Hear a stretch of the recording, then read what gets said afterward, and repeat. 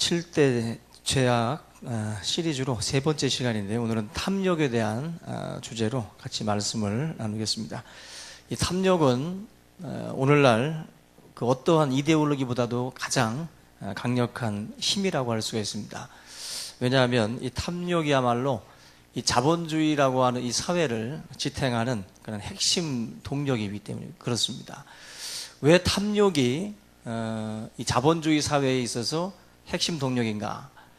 이 자본주의라고 하는 이 사회 자체가 지금 현재 이런 물질적인 풍요라든지 성장 뭐 이런 것들을 사실은 기치로 해서 이러한 것들이 자연스럽게 사람들에게 이제 또 받아들여지고 있고, 풍요나 또 끊임없는 성장, 그리고 뭐 부자가 되는 것, 이런 것에 대해서 우리가 다들 꺼리낌 없이 이제는 이야기하는 그러한 시대입니다.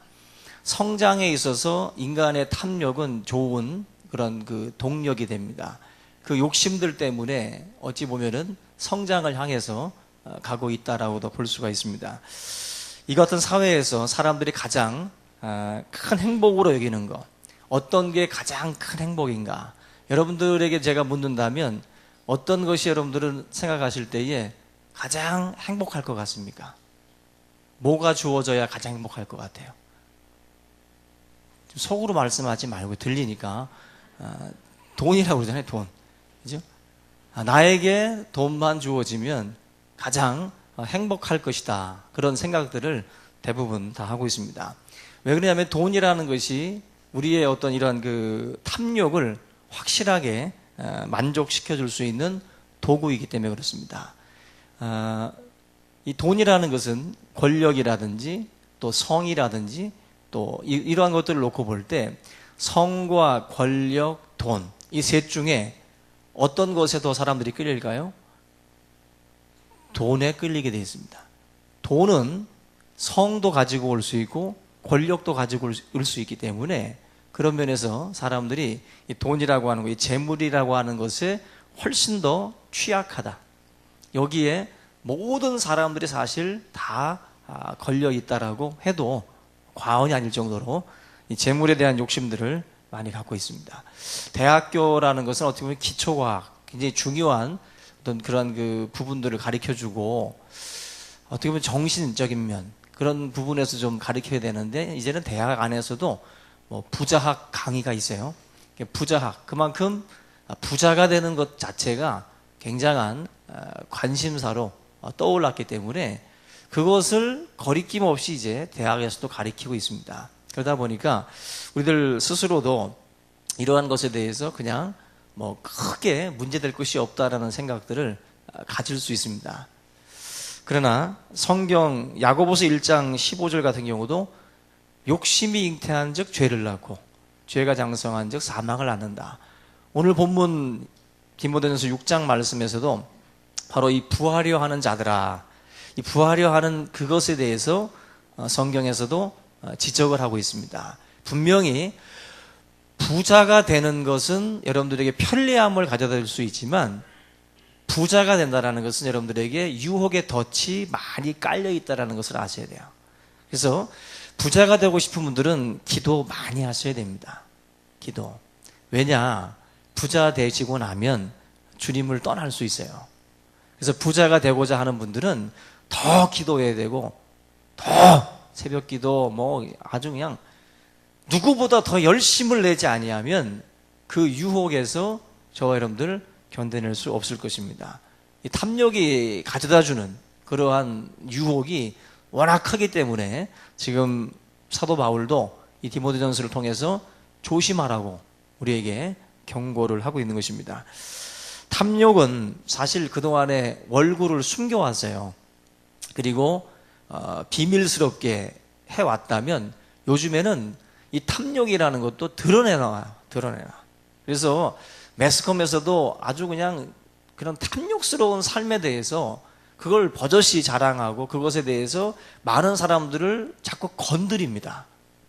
그냥 우리가 그렇게 살지 못하는 사람들의 어떤 그런 그 마음들 자꾸 움직여서 자꾸 동하게 해서 그런 쪽을 자꾸 지향하도록 만든다는 것이죠.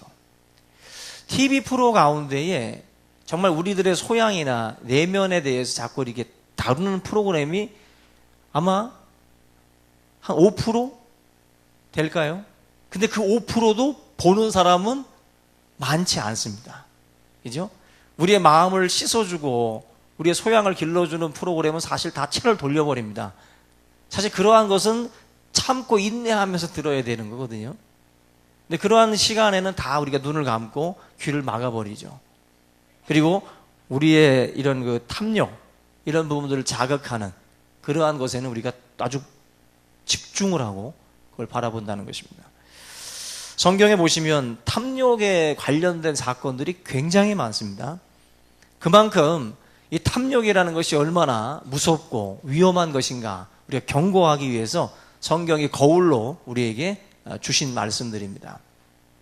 성경에 보면은 특별히 사탄이 의인이었던 욥에 대해서 그가 하나님을 경외하는 것은 하나님께서 그에게 복을 주셨기 때문에 그가 하나님을 잘 섬기는 것입니다. 만약에 하나님께서 저 사람에게 주었던 복을 거두신다면 욥은 당장 하나님을 저주할 겁니다. 당신을 떠날 것입니다. 그렇게 당당하게 사탄이 하나님께 아뢰었어요.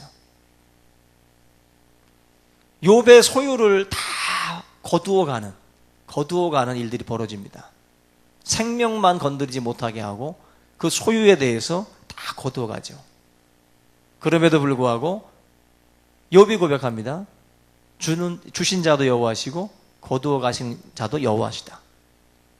욥이라는 사람이 자기에게 있어서 끝없는 탐욕으로 일구어 놓은 부가 아니라 하나님께서 주신 복으로 받아들이고 하나님을 떠나지 않고 하나님을 계속해서 경외하는 것, 그 경외함과 그 믿음이 바로 사단과의 어떤 그런 그 싸움에서 결과적으로 승리를 가져왔다는 것입니다.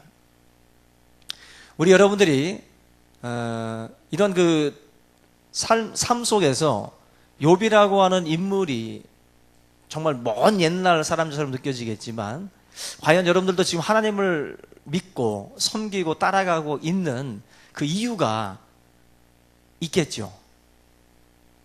그 이유 중에 어쩌면 사탄이 지금 지적하고 있는 것처럼 당신이 만약에 저 사람의 소유를 거두고 가신다면 저 사람은 분명히 하나님을 떠날 것입니다. 그렇게 사단이 참소할 수 있는 그러한 상황들이 벌어질 수 있거든요. 우리의 믿음에 대해서도 저 사람 믿음 하나님 믿지 마십시오. 다 받은 게 있기 때문에 그렇게 하는 겁니다. 그거 뺏어가시면 당장이라도 주님 떠납니다. 여러분들의 믿음을 한번 보셔야 돼요. 탐욕으로 일구어진 인생은 그 소유를 거두어 가시는 그 순간 그도 하나님을 떠나게 돼 있어요. 그러나 하나님이 주신 복이라고 생각하고 그 복을 누리고 그리고 주님께 감사하고 또 나누고 베풀며 살아가는 인생에게 그 복은 저주가 될 수 없습니다. 그건 축복이 돼요. 결국 욥이라고 하는 인물뿐만 아니라 성경은 또 하나의 인물을 등장시키는데 아간이라는 사람은 여리고 서중 전투에서 취한 노획물을 하나님께 드리라고 그랬어요. 그리고 그것을 가지고 오지 말아라. 그러나 아간은 그 재물을 취해서 숨겨두죠. 탐욕으로 인해서. 결과적으로 이스라엘을 아이성 전투에서 패전케 하는 원인 제공자가 됩니다. 그리고 마지막 돌에 맞아 마지막 최후를 맞이하죠. 바로 이 탐욕이라는 것에 빠져서 자기의 가문, 자기의 삶을 송두리째 다 멸망으로 던져놓은 인물입니다. 신약에 와서 베드로 앞에 헌금을 바쳤던 아나니아와 삽비라라고 하는 부부가 나오죠. 이 두 부부도 마찬가지로 헌금을 드리고도 하나님께 저주를 받아서 생명을 잃은 그런 부부입니다. 하나님 앞에 갑자기 찾아온 그 탐욕으로 인해서 땅값 얼마를 감추고 또 거짓말로 속이고 또 다른 사람이 하는 것을 따라가는 그러한 어떤 그 모습으로 인해서 그의 가정이 완전히 망하는 그러한 모습들을 보게 됩니다. 우리가 이 탐욕은 본질적으로 만족이 없어요. 이 탐욕이라고 하는 이 죄가 들어오게 되면 이 사람은 만족하지 못합니다. 그래서 끊임없이 요구하게 돼요. 끊임없이. 성경을 보시면 이 탐욕에 대한 말씀이 있는데 전도서 1장 7절에 이런 말씀이 나옵니다. 모든 강물은 다 바다로 흐르되 바다를 채우지 못하며. 수많은 강물들이 다 한 곳을 향하죠. 바다를 향해서 흘러갑니다. 수없이 많은 강줄기가 바다로다가 다 들어가고 있음에도 불구하고 바다를 채우지 못해요. 아무리 쏟아부어도 바다는 차지 않습니다. 그래서 바다는 계속해서 요구하죠. 조금만 더, 조금만 더. 그만 됐다라는 말이 없어요. 바로 이 전도서 1장의 말씀이 바로 우리 인간의 탐욕을 가르쳐 줍니다. 우리 인간의 탐욕도 아무리 쏟아부어도 우리 마음에 채워짐이 없습니다. 세상의 물질로 우리의 이 욕망을 채울 수 없어요. 어떠한 것들, 아무리 좋은 것을 개발해서 여러분들을 줘도 그것은 잠시뿐이죠. 또다시 또 다른 것을 요구하고 계속해서 갈급해하고 있어요. 그게 바로 인간의 이런 그 탐욕의 모습들입니다. 그 24시간 편의점 업체가 우리나라에도 많은데 그 편의점 업체 중에 세븐일레븐이라는 그 업체가 있습니다. 근데 이 세븐일레븐도 우리나라에 굉장히 많이 있는데 이게 지금 원래는 이제 미국계 기업이었는데 2005년도인가요? 그때 이제 일본으로 일본 기업으로 넘어갔습니다. 근데 이 세븐일레븐 같은 경우에 그 상호 세븐과 일레븐은 7과 11이라는 숫자는 그 의미가 있죠. 바로 그들이 처음 창업을 할 때 그 영업시간이에요. 영업시간. 아침 7시에 문 열어서 저녁 11시까지 열겠다. 그것이 그 당시에는 뭐 20년대 이때쯤만 돼도 정말 파격적인 영업 시간입니다. 그런데 세븐일레븐의 그 영업 시간이 지금은 깨졌죠. 그 67년도쯤에 깨졌어요. 그때부터 24시간으로 바뀝니다. 그냥 욕심이 난 거죠. 아침 7시부터 11시까지 돈을 벌다가 야 이거 더 벌어야겠다. 그 전에 다른 업체들은 11시까지도 문을 안 열었죠. 근데 이 사람들이 욕심을 내서 11시까지 연 건데 거기서 또 못 채우는 거예요. 또 24시로 전환을 한 거죠. 근데 여러분들 참 놀라운 건 이렇게 24시간으로 바꿨지만 80년대쯤에 이 세븐일레븐이 파산 위기에도 빠졌습니다. 그래서 그때부터 일본의 그 기업들이 이제 손을 뻗쳤고 2005년도에 가서 일본으로 넘어간 거예요. 어쨌거나 이 욕심, 인간의 욕심이라는 것이 끝이 없습니다. 그래서 지금도 보면은 그 돈을 벌기 위해서 24시간 막 이렇게 문을 여는 분들이 있어요. 근데 그것 만약에 직원이라도 두고 쓰면 몰라도 본인이 그거 그렇게 감당하다가는 제명의 목주습니다. 하나님의 사람은 반드시 자고 일어나게 돼 있어요. 어떻게 24시간을 합니까? 우리가 어떤 그 탐욕이라는 것들을 다스리지 못하고 자꾸 내 욕심을 자꾸 이렇게 채우려고 하다 보면 끝이 없다라는 것을 우리가 분명히 명심하셔야 됩니다. 근데 많은 분들이 자꾸 그런 그 욕심을 다스리질 않고 거기에 자꾸 응답을 합니다. 그래서 거기에 부응을 해주고 자꾸 거기에 따라서 간다는 거죠. 텔레비전들도 요즘에 많이 그 사이즈가 커지잖아요. 예? 끝이 없지요. 끝이 없어. 집이라도 크면 TV에도 머니까 큰 거 봐도 돼요. 근데 집도 작은데 보면 여기서 보는데 뭐 이렇게 큰 걸 갖다 봅니까? 그것도 다 욕심이죠. 욕심이고. 뭔가 우리가 내 마음속에 끌리는 그러한 그 욕심들, 먹음직스럽다고 해서, 보암직스럽다고 해서, 탐스럽다고 해서 무조건 먹으면 안 됩니다. 그 속에는 마귀의 유혹이 있어요. 마귀가 그거 하나로 끝이지 않습니다. 여러분들의 마치 이게 자꾸 중독되는 거예요. 자꾸 건드려서 나로 하여금 또 다른 것에 대해서 탐닉하게 만드는 그 유혹의 길로 우리를 이끈다는 것입니다. 그런 부분에서 우리 사랑하는 성도님들이 이러한 그 탐욕이라고 하는 이 죄악에 우리가 빠지지 않도록 자기 스스로를 다스릴 수 있기를 주님의 이름으로 축원합니다. 탐욕은 특별히 남과 나누려고 하지 않는 인색함과 연결이 됩니다. 그리고 자신만을 위해서 흥청망청 소비하는 탕진, 이것과도 또 연관이 되어 있어요. 우리의 이 탐욕이라는 것이 나눔과 베품을 위해서 갖는 탐욕이다? 있을 수 없어요. 탐욕을 가진 사람은 베품과 나눔의 자리에 갈 수 없어요. 그 탐욕이라는, 결국 내가 많은 것을 가지고 있다고 해서 나누고 베푸는 게 아니라는 말이죠. 결국. 우리가 그런 부분에서 내 자신이 이러한 쪽으로다가 흘러가지 않도록 인색함으로 또 탕진의 그런 자리로, 자기를 위한 자리로 나아가지 않도록 우리 주의를 해야 돼요. 우리가 이러한 것들이 좀 분별력을 잃고 이 탐욕이 심해지기 시작을 하면 이제는 십계명에서 말하는 것처럼 내 이웃의 소유, 내 이웃의 아내까지도 탐하는 일이 벌어집니다. 이 탐욕이 다윗에게도 왔었죠. 밧세바라고 하는 우리아의 아내 아닙니까? 남의 아내예요. 근데 저 여인을 갖고 싶다. 그 탐욕에 결국 굴복하고 말아요. 그래서 결국 그 밧세바를 가지고 오죠. 그리고 결국 우리아를 죽이고. 이게 바로 다윗이 탐욕에 졌던 그런 모습입니다. 나봇이라는 사람은 왕임에도 불구하고 이웃집 가난한 자의 포도원이 그렇게 탐이 났어요. 다 가지고 있었음에도 불구하고. 그 많은 걸 소유했어도 탐욕이 있는 사람들은 내가 없는 것, 또 다른 것을 보면 또 갖고 싶은 거예요.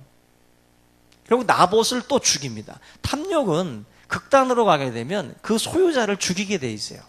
그 소유자를. 다윗이 우리아 죽이고 바로 아합이 나봇을 죽인 것처럼 내가 탐욕에 끌리게 되면 반드시 그것을 차지해야 되기 때문에 걸림돌이 되는 존재들을 다 제거하게 돼 있습니다.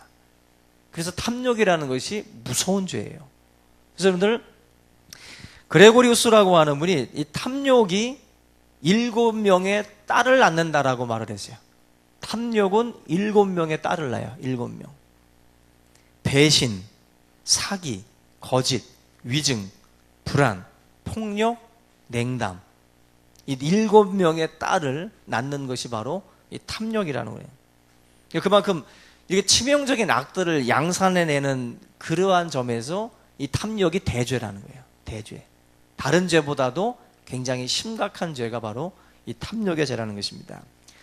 오늘 본문 6장 10절에 보면은 일만 악의 뿌리라고 말씀을 해요. 돈을 사랑한다는 것이 탐욕이죠. 그 탐욕이 바로 일만 악의 뿌리가 된다. 사랑, 내가 사랑하는 여자가 있는데 또 누군가를 사랑한다 하면은 뭐가 되는 거예요? 있을 수 없는 일이죠. 사랑이라는 것은 하나의 존재로다가 묶여야 됩니다. 일만하게 뿌리가 된다는 이 말은 여러분들이 돈을 사랑한다는 말이 뭐예요? 하나님이 부르시는데도 불구하고 돈으로 가는 거예요. 사랑하는 자가 부르는 쪽으로 가게 돼 있어요. 근데 우리가 돈을 사랑한다는 것은 하나님을 등진다는 말입니다. 여러분들, 세상에서 금전이라는 것이 굉장히 중요한 자리를 차지하지만 우리 믿는 자들이 명심할 것은 그것이 부른다고 해서 무조건 쫓아가면 안 됩니다. 그래서 금전에 따라서 움직이는 이직이 돼서는 안 돼요. 하나님 앞에 기도하면서 직장도 옮기셔야 되고 항상 하나님 앞에 내가 돈을 쫓아가는 인생이 아니라 하나님의 말씀에 의해서 쫓아가는 인생이다라는 것을 분명히 그러한 것에서 보여줘야 돼요. 근데 그렇지 않고 자꾸 그런 쪽에 이끌려가는 분들이 있습니다. 돈을 사랑함이 일만하게 뿌리다. 그레고리우스가 말한 것처럼 수많은 그 죄악들의 근원이에요. 이 탐욕이. 이거 다스리지 못하면 수많은 죄악에 다 빠져버리게 됩니다. 그래서 이 재물을 탐하는 사람들에게 있어서 왜 이것이 우상숭배인가? 성경은 이 탐심이 우상숭배라고 말씀을 했어요. 왜 이것이 우상숭배인가? 다른 것보다도 하나님과 동일한 힘을 지니고 있다라고 이 재물에 대해서 생각하기 때문에 그 사람이 바로 우상숭배자가 되는 거예요. 이 사람은 돈을 가지고 있을 때 든든하고 안식이 있고 안정이 되고 마음에 평안이 오게 돼요. 하나님 앞에 엎드릴 때보다 돈을 가질 때가 월급날이 더 마음이 편안하다고 주님 앞에 기도하는 것보다. 그렇다면 우리의 삶에 지금 뭔가 우리 앞에 서 계신 하나님이 다른 존재라는 거죠. 재물이라는 것이 바로 여러분들 우리의 탐심을 자극을 하고 결국 우상 숭배로 끌고 간다는 거 꼭 명심하시기 바랍니다. 결국 돈에 대한 이 사랑을 저와 여러분들이 끊어야 돼요. 이걸 끊지 아니하면 하나님과의 밀착에서 돈과 밀착하게 되고 하나님과의 거리가 멀어져요. 이거는 아주 자명합니다. 그래서 여러분들이 자꾸 세상의 풍조에 휩쓸리면 안 되고요. 자꾸 거슬러야 돼요. 거슬러서 하나님 앞에 오는 발걸음들을 막는 것을 자꾸 여러분들이 거슬러서 와야 되는데 그 거스르질 못해요. 파도가 세도 그걸 뚫고 오셔야 된다고. 근데 그걸 못 뚫고 와요. 그냥 쓸려간다는 거예요. 쓸려간다는 거예요. 하나님께서 말씀하는 그 사랑에 우리 모두가 다 지금 빠져 있기 때문에 그렇습니다. 돈을 사랑하면 배신도 당하고 사기도 당하고 반대죠. 자기가 배신하고 거짓말하지만 반대로 배신도 당하고 거짓에 속기도 하죠. 언젠가 말씀드린 것처럼 탐욕에 빠진 사람은 사기당하기 딱 좋습니다. 저 사람이 뭘 정말로 원하는지 내가 알면 그 사람 사기치는 건 시군중목이에요. 원하는 것을 안다라는 것은 굉장히 약점이 잡히는 겁니다.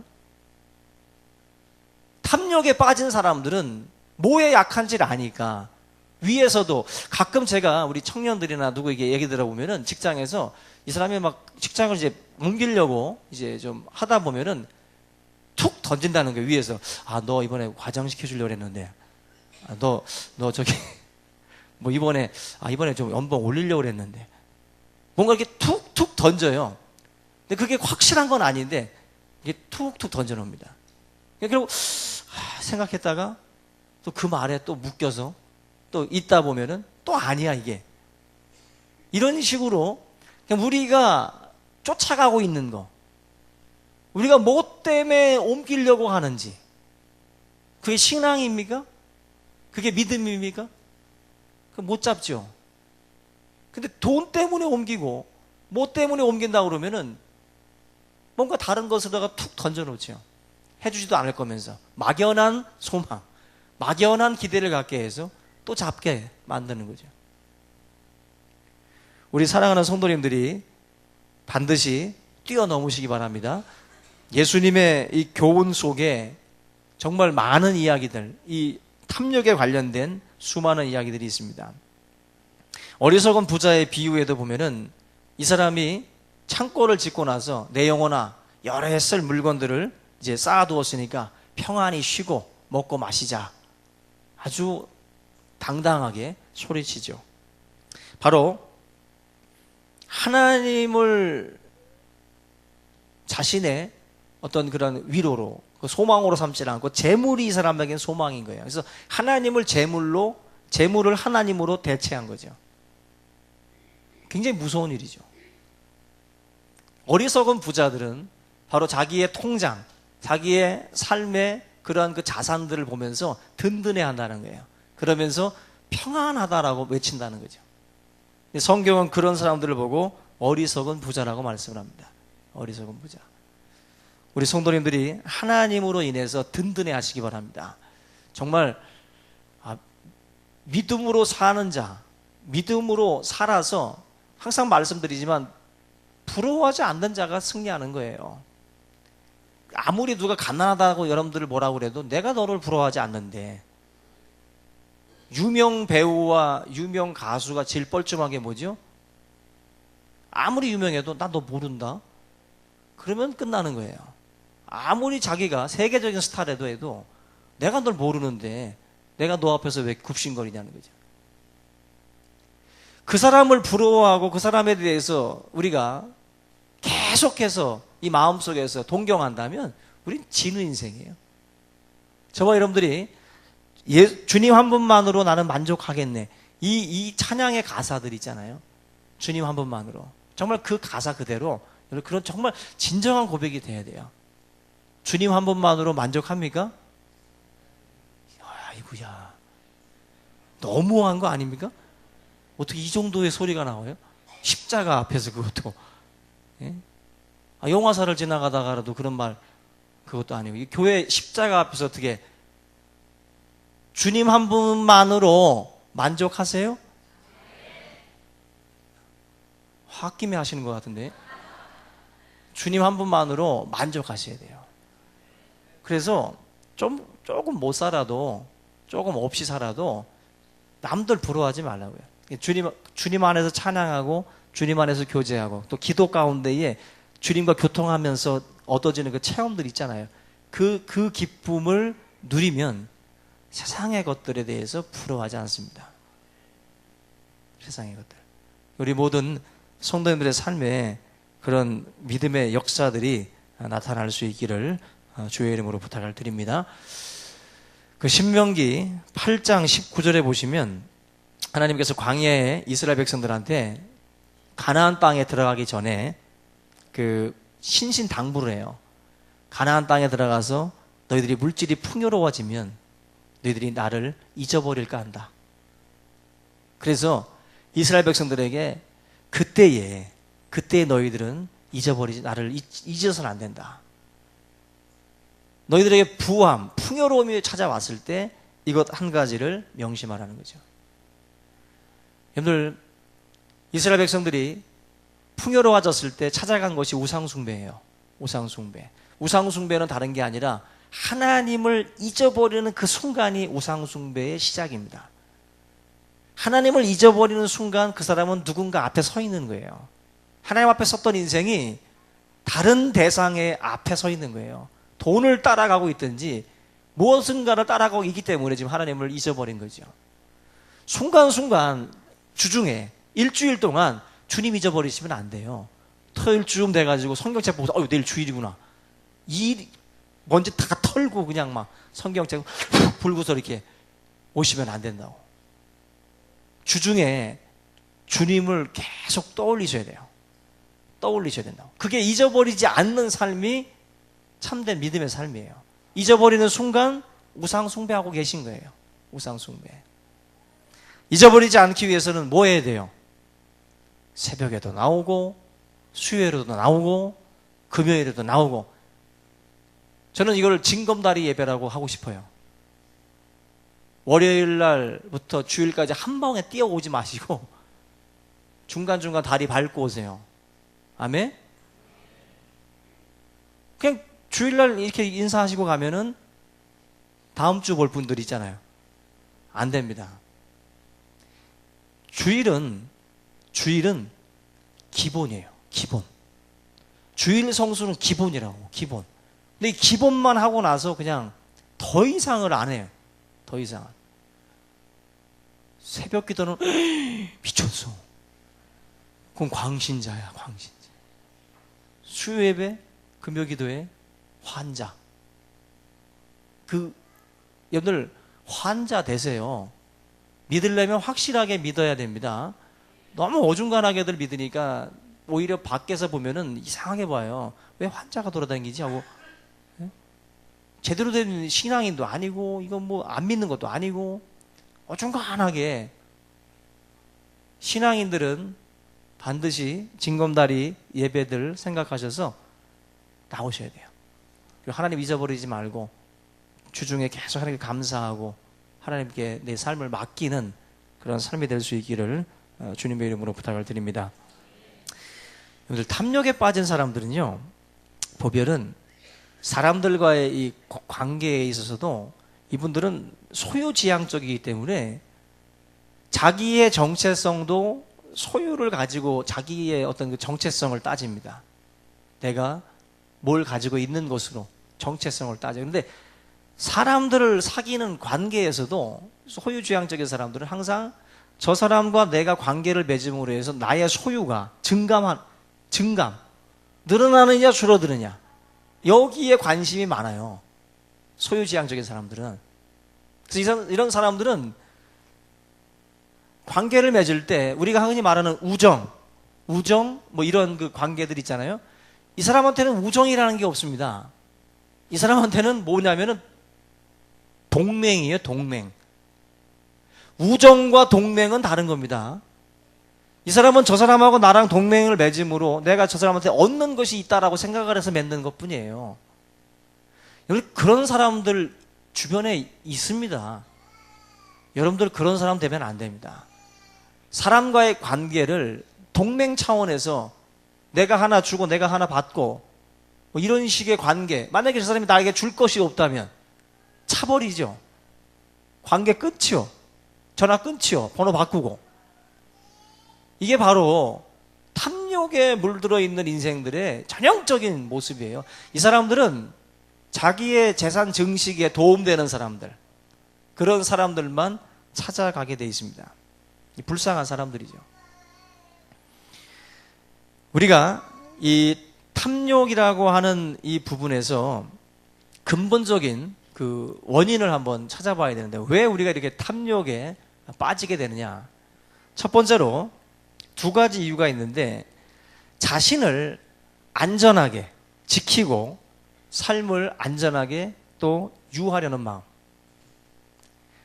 마귀가 여러분들에게 찾아와서 하는 말이 뭐냐면, 여러분들한테 이런 말을 합니다. 남은 긴 노년기, 또 일할 수 없는 상황을 생각해라. 예측할 수 없는 흉년이나 또 병, 또 빈곤의 쓰라린 현실, 그리고 필요한 것을 남에게 의지하게 되는 처참함, 그때를 생각해서 결국 너가 많은 것들을 가지고 있어야 된다. 그 미래에 대한 그 불안감을 자꾸 우리에게 가져다 줘서 우리로 하여금 너가 살고 봐야 된다는 식으로 자꾸 이 탐욕의 이 자리로 여러분들을 자꾸 이끌고 나간다는 것입니다. 이 불안 심리 때문에 많은 분들이 이 미래의 안전을 도모하려고 이런 그 많은 것들을 채우고 차지하려고 하는 거죠. 그럼 이것들은요, 일시적인 안전입니다.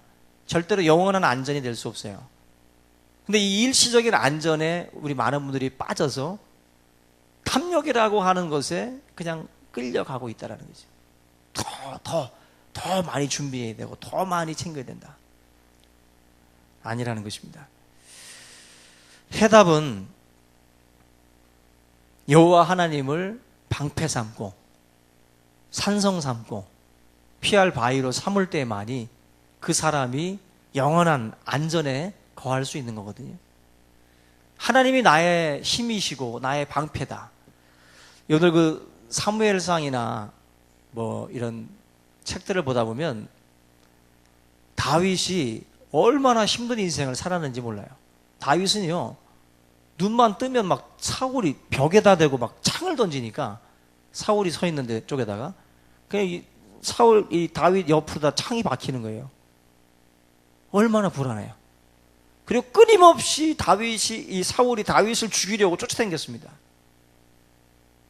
정말 잠을 잘 수 없는 상황이었어요. 그런데 다윗은 시편에서도 사랑하는 자에게 잠을 주신다라고 고백할 정도로 다윗은 그 가운데에서도 하나님 앞에서 편안한 잠을 잤어요. 그리고 여호와가 나의 목자다라고 고백했고, 여호와가 나의 힘이다, 방패다. 결국 그분이 다 막아주셨다는 거예요. 사울이 창 던질 때마다 그 가까운 거리에서 던짐에도 불구하고 하나님께서 그 다윗의 생을 보호해 주셨어요. 우리 여러분들, 내가 안전하게 거하는 것은 나의 준비만으로 되는 게 아니에요. 나의 준비만으로 하나님께서 내 인생을 책임져 주셔야 된다라고 고백하고 그 믿음 붙들고 나갈 때 여러분들 정말 평안할 수 있습니다. 그 평안을, 주님이 주신 그 평안을 우리 모든 성도님들이 누릴 수 있기를 주님의 이름으로 부탁을 드립니다. 또 한 가지는 내적인 결핍 때문에 여러분들 사실은 계속해서 이 탐욕에 빠져들고 있어요. 내적인 결핍, 뭔가 이 속에 채우지 못하는 것들이 있다 보니까 그 속에서 자꾸만 또 다른 것들을 자꾸 구하는 것이죠. 인생은 어떤 것들을 먹어도 어떤 것들을 채워도 끝이 없습니다. 앞에서도 모든 강물이 한 곳으로 흘러서 바다로다가 들어가지만 채움이 없다 그랬죠. 내적인 결핍이라는 것은 바로 인생들에게 다 있어요. 모든 인생들은 다 내적 결핍이 있어요. 이 세상 창조의 질서가 깨지고 나서 이 땅에 임한 것이 뭡니까? 결핍이에요. 에덴 동산의 특징은 풍요로움입니다. 타락한 이 땅의 특징은 결핍이에요. 그 결핍이 끝나는 날이 언제입니까? 주님 오시는 그날이에요. 내적 결핍이라는 것은 끊임없이 이어집니다. 아무리 채워도 채워지지 않습니다. 왜 그럴까요? 인간은 하나님의 형상대로 지음받은 존재이기 때문에 그래요. 하나님께서 우리의 모습을 하나님의 형상대로 지었기 때문에 결국 하나님의 형상이기 때문에 어떠한 물질적인 것만으로는 만족이 없다는 거예요. 하나님의 신령한 것들이 공급되어지지 않는 이상, 하나님이 내 안에 들어오지 않는 이상 내 마음이 채워지지 않습니다. 지구를 정복하고 달을 정복하고 화성을 정복해도 인간은 만족하지 못할 거예요. 계속 끊임없이 먹고 들어갈 겁니다. 그게 인간입니다. 성경에 보니까 전도서 5장 10절에 은을 사랑하는 자는 은으로 만족하지 못하고 풍요를 사랑하는 자는 소득으로 만족하지 않는다. 은을 사랑하는 자는 은으로 만족하지 못한대요. 사랑한다는 말이 뭐예요? 은을 간절히 찾는 자예요. 정말로 간절히 찾았던 자인데 은을 만났어요. 은을 찾았어요. 그런데 그렇게 간절히 원하던 걸 찾았지만 은이 나를 만족시킬 수 없다는 거예요. 또다시 여러분들 뭐 금을 찾아보세요. 금이 또 나를 만족시킬 수 있는가? 아니라는 거예요. 여러분들이 지금 간절히 원하는 것이 내 영혼에 만족을 주느냐? 천만의 말씀이라는 거예요. 성경은 그럴 수 없다. 절대로 우리가 세상에서 찾고 있는 그 부분, 그 간절함이 결코 성취되는 그날일지라도 내게 만족함은 없다. 이 땅에 수많은 고봉들을 정복했던 그런 분들도 하는 말이 또 남극을 탐험하고 북극을 탐험하고 그 험한 그 탐험을 다 끝내놓고 하시는 말씀들이 허무하답니다. 허무하대요. 그거 정복하고 그거 완주하면 행복할 줄 알았는데 정복하고 나니까 공허하다는 거예요. 이 지구상에 더 이상 오를 산이 없거든요. 그런데도 공허하답니다. 인간은요, 취미 활동이고 뭐고 이거 모든 분야의 것들을 뭘 해도 우리나라 그림으로 따지면 여백이 있어요. 그 여백이 뭡니까? 하나님 자리예요. 하나님 자리. 그 하나님의 자리에 하나님이 들어 앉아야만이 그 인생이 만족함을 누릴 수 있습니다. 여러분들, 이 내적인 이 결핍, 이 해결하는 방법은 자족하는 것이에요. 오늘 본문 말씀에도 6절 보니까 자족하는 마음이 있으면 경건에 큰 이익이 된다라고 말씀을 해요. 성경은 뭐 뾰족한 거 말해주는 게 아니죠. 자족해라. 하나님이 주신 것에 대해서 감사하고 거기에 만족하고 그걸 누리는 그 삶으로 만족하라고 말씀을 해요.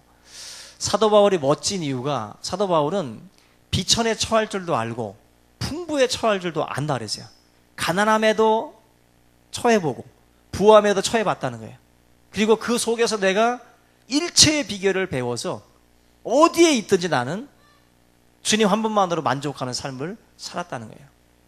여러분들도 마찬가지입니다. 우리들 모든 성도들의 형편은 다 틀리잖아요. 그죠? 형편은 틀리지만 그 속에서 예수 그리스도 한 분만으로 만족하는 그 비결을 우리가 배워야 돼요. 바울처럼. 그것은 바로 주님을 바라볼 수 있어야 돼요. 주님을 만나야 된다고. 주님의 그 풍요로움을 만날 때에만이 내 집의 가난함과 여러 가지 어려운 형편 속에서도 찬송이 나올 수가 있는 거예요. 가난하면 찬송 못합니까? 병들면 찬송 못해요? 할 수 있거든요. 그게 바로 일체의 비결을 배운 자들이 하는 모습들이에요. 우리 성도님들도 가난하든 병들었든 부하든 튼튼하든 항상 여러분들이 입술에서 주님을 찬양하는 그런 삶이 될 수 있기를 주님의 이름으로 축원합니다. 부족하기 때문이 아니라 원하는 만큼 누리지 못하기 때문에 항상 불평하고 항상 만족해하지 못하는 인생들, 불쌍한 인생들이에요. 예전에는요, 집에 차가 있냐 없냐 물어보고, 그죠? 그것으로 부자인지 가난한지 뭐 이렇게 판단을 내렸습니다. 요즘에는 차가 있다고 부자가 아니죠. 어떤 차냐? 집이 있다고 부자가 아니죠.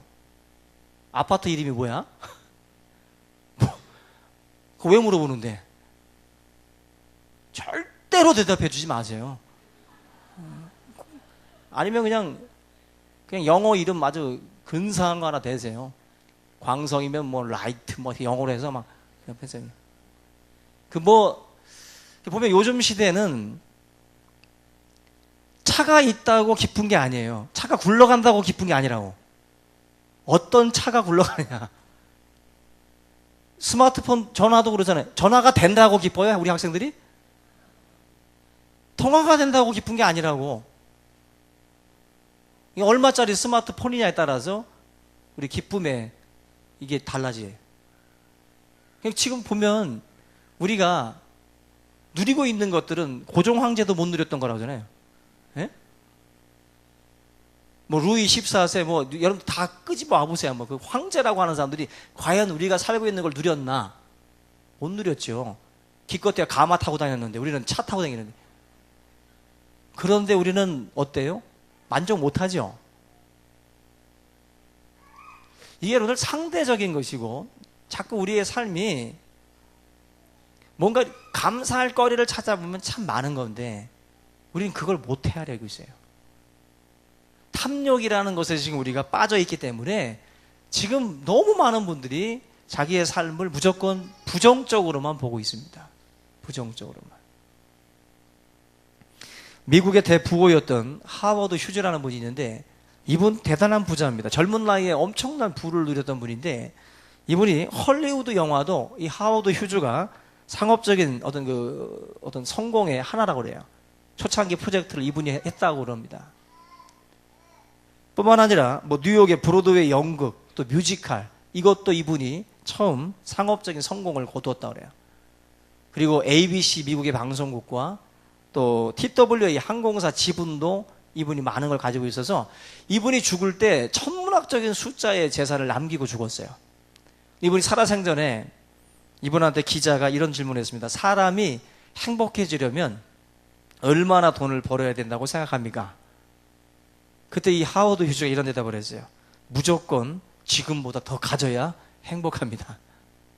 무조건 지금보다 더 가져야 행복하대요. 근데 이 하워드 휴즈가 죽을 때 그 장례식에 10명도 안 왔어요. 여러분들.